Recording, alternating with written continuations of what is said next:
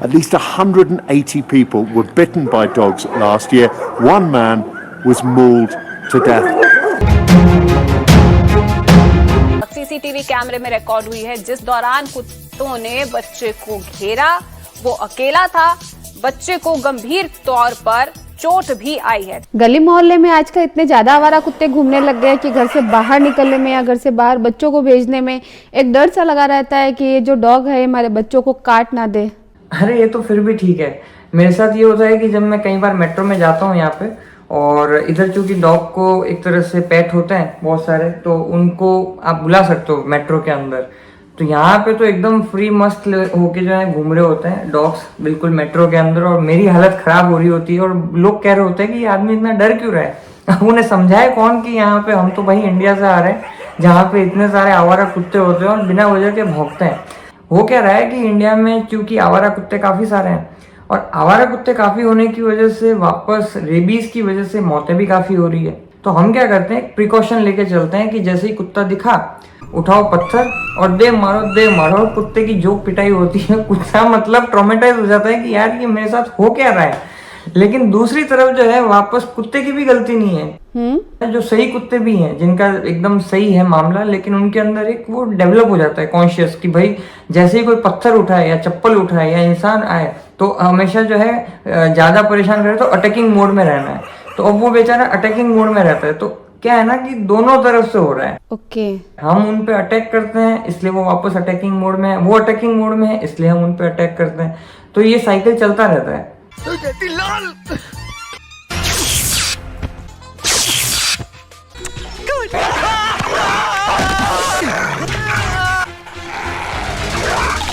तो क्या कोई भी कुत्ता हमारे बच्चों को काट सकता है? अगर उसको लगा कि सस्पिशियस एक्टिविटी है, मेरे पे हमला होने वाला है, तो वो तो काट जाएगा। लेकिन हमें ये भी ध्यान रखना है कि हर कुत्ते के काटने से रेबीज नहीं होता। ओके। लेकिन इसका मतलब ये भी नहीं है कि हमें बिल्कुल लापरवाह हो जाना है कि काट गया तो काट गया, अपने मस्त घूमो, मतलब ऐसा भी नहीं करना है। लेकिन हो सकता है उनमें से कुछ में से जो है कुत्ता कोई रेबीज इन्फेक्टेड हो। और होता क्या है कि जो उसकी लार होती है, यूजुअली लार ही एक तरह से ट्रांसमिशन का काम करती है उस वायरस का, रेब्डो वायरस उसका नाम है। तो अब वो लार होती है, वो या तो दो तरह से आपके अंदर घुस सकती है। अब पहला तरीका क्या है कि जैसे ही वो आपकी स्किन पे काटा तो वहां पे आपके वायरस अंदर आपके स्किन में एंटर कर गया। और दूसरा तरीका क्या है कि या तो उसकी जो लार है वो आपके ही वापस किसी बॉडी पार्ट के कांटेक्ट में आ जाए, भले हमारे नाक में हो या फिर हमारी खुद की लार में हो या आंखों का जो आंसू है, तो इस तरह के कहीं कांटेक्ट में आएगा तो वो वायरस जो है कुत्ते से एक इंसान के अंदर ट्रांसफर हो जाएगा। तो हमें ये कैसे पता चलेगा ये जो कुत्ता है ये ऑलरेडी रेबीज इफेक्टेड है या नहीं? देखिए ये बड़ा ट्रिकी क्वेश्चन है कि हमें मतलब देख के कैसे पता चलेगा, क्योंकि क्या होता है कि जो सिम्टम्स होते हैं जो रेबीज के एक कुत्ते के अंदर आते हैं उसमें थोड़ा हो सकता है कि टाइम लग रहा हो। यूजुअली 21 to 80 डेज का एक तरह से टाइम लगता है। मतलब कि आज अगर उसे कहीं से इन्फेक्शन मिला है किसी और कुत्ते से, तो अब हो सकता है कि उसे 21 से 80 दिन लगे वापस वो सिम्टम दिखाने में। और कई केसेस में 80 दिन से ऊपर भी लग जाते हैं और कई केसेस में 21 दिन से पहले भी आने लगते हैं। ठीक है। लेकिन प्रॉब्लम यह है कि जब तक वो सिम्टम नहीं आ रहे तब तक उसके खुद के अंदर रेब्डो वायरस तो है ही, और ये कोई तरीका है नहीं। मतलब हम ऐसा नहीं है कि कुत्ते का ब्लड सैंपल लिया और उसको हमने डायग्नोज कर लिया कि इसे रेबीज है कि नहीं है, अगर है तो इसे फटाफट हटाओ। मतलब ऐसा कोई तरीका नहीं है। जो एकदम आइडियल तरीका है वो ये कि हम उसके ब्रेन का सैंपल लें और उसके मतलब खोपड़ी का सैंपल लेके फिर टेस्ट करके देखें लैब में कि मतलब वो उसमें रेबीज था कि नहीं था। लेकिन ऑब्वियस है कि अगर हम किसी के खोपड़ी का सैंपल निकालेंगे तो कुत्ता जिंदा थोड़ी बचेगा। तो बेसिकली जब कुत्ता मरता है तभी 100% एक्यूरेसी के साथ बोला जा सकता है कि उसे रेबीज था कि नहीं था। अदरवाइज तो आप कुछ जो है अगर सिम्टम आने लग जाते हैं तो उसके बेसिस पे बता सकते हो। अब ये सिम्टम जो है थोड़े अलग अलग टाइप के हो सकते हैं, लेकिन यूजुअली उसे थोड़ा फीवर आ रहा होगा, वो बहुत ही हाइपर एक्टिव होगा, जैसे ही कहीं साउंड को देखेगा, मतलब आवाज हो रही होगी, कोई शोर होगा, या फिर अगर उसे कोई भी लाइट दिखेगी काफी तो वो एकदम मतलब अग्रेसिव टाइप का बिहेवियर करना स्टार्ट कर देगा। जैसे हम कहते हैं कि कुत्ता पागल हो गया, जैसे हम कहने लगते हैं। उसके मुंह से जो है वो लार निकल रही होगी काफी ज्यादा, है ना, और वो मतलब झाग या इस तरह का हो सकता है। तो ऐसे कुछ कुछ सिम्टम है, हो सकता है उसकी बॉडी थोड़ी सी पैरालिसिस हो गई हो, लकवा मार गई हो, ये कुछ कुछ सिम्टम है। तो इसके बेसिस पे हम कह सकते हैं, पर जैसा कि मैंने बताया कि सिम्टम आए या ना आए, लेकिन हम तब तक वेट नहीं कर सकते, क्योंकि हो सकता है कि उसमें सिम्टम भले ही ना डेवलप हो, लेकिन रेबडो वायरस उसकी बॉडी में एक तरह से मस्त घूम रहा हो, मजे कर रहा हो। ओके, जैसे हमें डॉग के अंदर पता चल जाता है कि ये जो कुत्ता है ये रेबीज इफेक्टेड है, तो क्या ऐसे इंसानों में भी पता चल सकता है? जैसा मैंने बताया कि कुत्तों के लिए कोई टेस्टिंग नहीं है जिससे हम पता कर सकें उसे रेबीज हुआ है कि नहीं, वैसे ही इंसानों में भी जो है कोई पता करने का तरीका नहीं है अनफॉर्चुनेटली, जिससे कि हम देख सकें कि रेबीज है कि नहीं है। जी। और कोशिश करो कि कभी ये सुनने को ना मिले कि किसी को रेबीज हो गया है, क्योंकि एक बार अगर रेबीज किसी को हो गया है किसी भी आपके नोन के अंदर, तो उसकी मौत ऑलमोस्ट 100% फाइनल है, और वो भी बहुत तड़फ तड़फ के मौत होती है। कैसे? अब सिम्टम कैसे होंगे? 80% केसेस में ये देखने को मिलता है कि वो बहुत ही, जो आपका बच्चा या आपका नोन में जो भी होगा वो बहुत हाइपर एक्टिव हो जाएगा, और साथ साथ में जो है उसको पानी से काफी डर लगेगा, हाइड्रोफोबिया जैसे बोलते हैं टेक्निकली, और देख के ऐसा लगेगा कि आदमी पानी भी नहीं पी रहा लेकिन प्यासा भी है, पीना भी चाहता है पर डर भी रहा है, और बिना पानी के तो क्या सर्वाइवल होगा आपको पता ही है, मतलब कितने दिन बॉडी चलेगी। अब इंसानों के अंदर भी जो है एकदम से सिम्टम नहीं आते, कई बार अगेन इसमें भी 2 से 3 महीने का टाइम लगता है सिम्टम आने के लिए, और कई बार जो है 1 वीक में ही आ जाए, और कई बार 1-1 साल में आए, तो कुछ पता नहीं है। लेकिन जब सिम्टम आएंगे उसके बाद में मृत्यु निश्चित है, ये आप एक तरह से फाइनली मान के चलो, क्योंकि आज की तारीख में अगर आपके सिम्टम आ गए हैं रेबीज के, तो किसी भी तरह का कोई भी ट्रीटमेंट अवेलेबल नहीं है। दूसरा जो है 20% केसेस में ये होता है कि बॉडी में पैरालिसिस हो जाता है, तो ये भी एक तरह से तरीका होता है। अब सिम्टम कितने टाइम में जो है ये सब आते हैं, मतलब कितना टाइम लगेगा, वो डिपेंड करता है कि कहाँ से एक तरह से वायरस की एंट्री हुई है आपकी बॉडी में, और कितने वायरस जो है मतलब दिए गए थे। वो जो कुत्ता था वो कितना ज्यादा इन्फेक्टेड था, उससे डिपेंड करेगा कि अगर वो ज्यादा इन्फेक्टेड है तो सिम्टम जल्दी आ जाएंगे, कम इन्फेक्टेड है तो देर से आएंगे, तो इस पे जो है वो डिपेंड करता है। ठीक है। अब जैसे ही रेबडो वायरस आपकी बॉडी में एंटर करता है तो उसका एक ही पर्पस होता है कि आपके सेंट्रल नर्वस सिस्टम यानी ब्रेन और जो स्पाइनल कॉर्ड है वहां तक पहुंचना।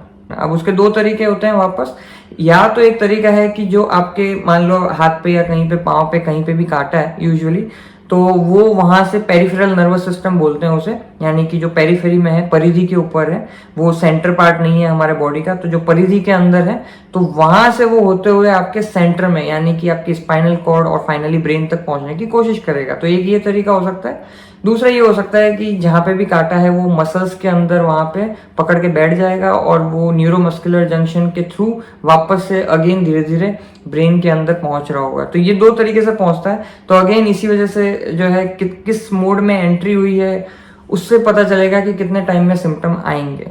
अब मैंने सुना है कि अगर कुत्ता काट जाता है तो 14 इंजेक्शन पेट में खाने पड़ते हैं। क्या बात कर रहे हैं, 14 इंजेक्शन पेट में खाने पड़ते हैं? जी। आजकल तो एक इंजेक्शन खाने में इतना डर लगता है, 14 तो बहुत, बाप रे बाप।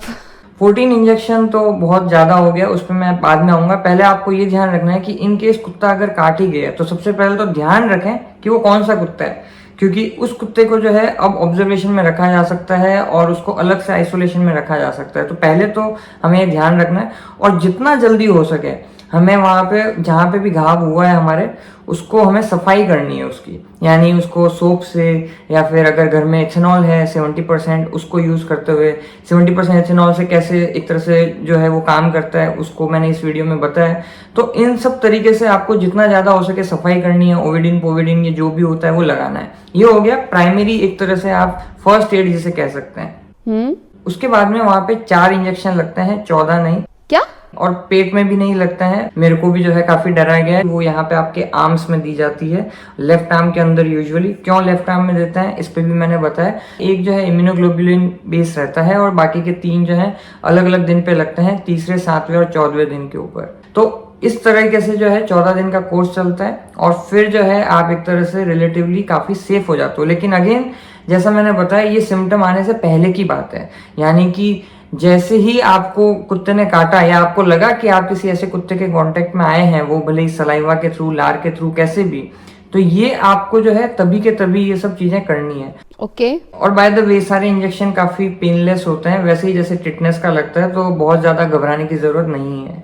तो ऐसे हमें क्या सावधानी रखनी चाहिए कि हमें रेबीज हो ही ना, होने से पहले हम कुछ ऐसी सावधानी रख सके कि जिससे रेबीज हो ही नहीं पाए हमें? ये तो ध्यान रहना ही चाहिए कि अगर कहीं भी आजू बाजू इस तरह के स्ट्रे डॉग्स हैं, आवारा कुत्ते हैं, तो उनको म्यूनिसिपल कॉर्पोरेशन को हैंडओवर कर दिया जाए। ज़बरदस्ती उनसे अफेक्शन रखने की ज़रूरत नहीं है। तो सबसे पहले तो ये किया जाए। अगर वो नहीं कर सकते या मान लो वहाँ पे म्यूनिसिपल कॉर्पोरेशन उतना एक्टिव नहीं है या कोई नहीं ध्यान दे रहा, तो कोई बात नहीं, आप सारे मोहल्ले के लोग जो हैं वो मिल सकते हैं और उसको कुत्ते को वैक्सीनेट करवा सकते हैं। इससे होगा ये कि कुत्ते को जब वैक्सीनेशन होगा तो अगर वो कहीं पे खुद भी कहीं फाइट कर रहे हैं, कुत्ते आपस में कर रहे हैं, तो उसको रेबीज नहीं होगा। और चूंकि अगर उसे रेबीज नहीं होगा आपके गली मोहल्ले के कुत्तों को, तो वो वापस आपके बच्चों में या कभी भी आप में नहीं पहुंच सकता। और अगर जब आप ये कर देंगे तो आपका खुद का एक तरह से डर निकलेगा उन कुत्तों के प्रति, तो आप उन पे अटैक नहीं करेंगे, अननेसेसरीली पत्थर नहीं मारेंगे। और जब आप पत्थर नहीं मारेंगे तो वो भी अटैक करना वापस बंद कर देंगे। तो ये साइकिल एक तरह से जो विशियस साइकिल है वो थोड़ा ओवर होगा। इसके साथ में सबसे ज्यादा जरूरी जो मैं बात यहाँ पे एम्फेसाइज करना चाहता हूँ कि अधिकतर ये देखा गया है कि 6-8 साल से 14 साल के बच्चे जो हैं उसमें सबसे ज्यादा चपेट में आते हैं, उनको सबसे ज्यादा रेबीज इन्फेक्शन होता है। ओके।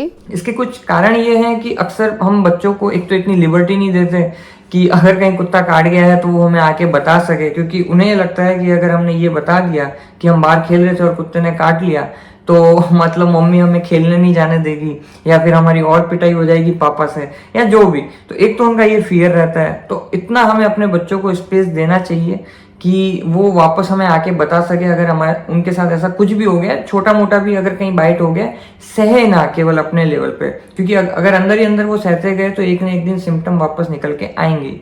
जी। और दूसरा ये भी होता है कि चलो कुत्ते ने नहीं भी काटा, लेकिन कई बार बच्चे जो हैं उनके साथ में इतना ज्यादा घुल मिल के खेल रहे हैं गली मोहल्ले के कुत्तों के साथ में कि उनकी लार जो है किसी कट स्किन के ऊपर आ गई या समहाउ उनके खुद के जो सलाइवा या कहीं से कांटेक्ट में आ गई, तब भी हो सकता है। तो इसलिए जो है, इसीलिए मैंने बोला कि एक तो अवेयरनेस जरूरी है, खुद को भी साथ में बच्चों को भी करें और उनको फ्रीडम दें कि वो आकर बता सके, और जितना ज्यादा हो सके वैक्सीनेट कर दें अपने आजू बाजू के लोगों को। यही जो है इसका एक तरह से इलाज है। और जितना ज्यादा आप इस वीडियो को शेयर करेंगे उतना ही एक समाज के अंदर अवेयरनेस आएगी, उतना ही हम कुत्तों पे टॉर्चर कम कर रहे होंगे, उतना ही हम कुत्तों से कम डर रहे होंगे और उतना ही कुत्ते भी कम मरेंगे रेबीज की वजह से। हमारे समाज में भी जो है मौतें कम होगी रेबीज की वजह से। Okay, thank you so much. So आज के लिए इतना ही, फिर आपसे मुलाकात होगी। जय विज्ञान। जय विज्ञान। बाहर कभी भी जाए मेरे से बिना पूछ के चला गया है, खींच के